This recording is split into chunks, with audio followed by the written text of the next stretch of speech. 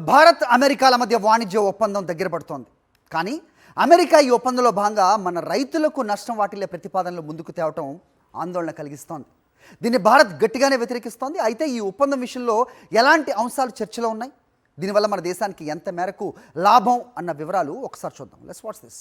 భారత్ అమెరికాల మధ్య వాణిజ్య సంబంధాలు పెంచుకోవాలన్న ఉద్దేశంతో రెండు ఓ కొత్త ఒప్పందానికి సిద్ధమవుతున్నాయి. జూలై 9లోపు ఈ ఒప్పందం ఖరారు కావచ్చని అమెరికా చెబుతోంది.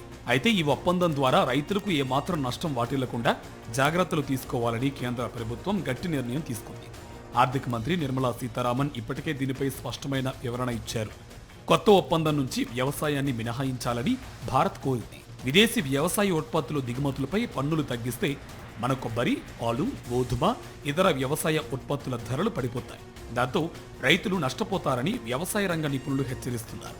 అమెరికా అక్కడి పాలు, మాంసం, గోధుమలు, సోయా, మొక్కజొన్న వంటి ఉత్పత్తులపై తక్కువ పన్ను విధించాలని గట్టిగా కోరుతోంది. ఈ విషయంలోనే రెండు దేశాల మధ్య ఇంకా చర్చలు సాగుతున్నాయి.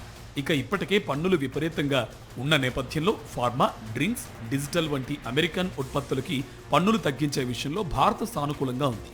అదే జరిగితే కార్లు, ట్రక్కులు, ఫార్మా ఉత్పత్తులు, కంప్యూటర్లు, ల్యాప్టాప్ల వంటి ఎలక్ట్రానిక్ గూడ్స్ ధరలు తగ్గుతాయి. దీంతో ఎలక్ట్రానిక్, ఆటోమొబైల్ పరిశ్రమలకు లాభసాటిగా ఉంటుందన్న అభిప్రాయమూ ఉంది. అమెరికాతో ఒప్పందం చారిత్రాత్మకం అవుతుందని వ్యాపార వాణిజ్య వర్గాలు అంటున్నాయి. అమెరికా కూడా ఈ విషయంలో భారత్ను మిత్రదేశంగా చూస్తోంది.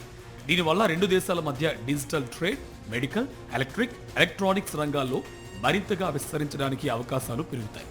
అంతేకాదు, ఈ ఒప్పందం అమల్లోకి వస్తే టెస్లా, ఫోర్డ్, జిఎం వంటి కంపెనీల కార్లు భారత్లో తక్కువ ధరకే అందుబాటులోకి వస్తాయి.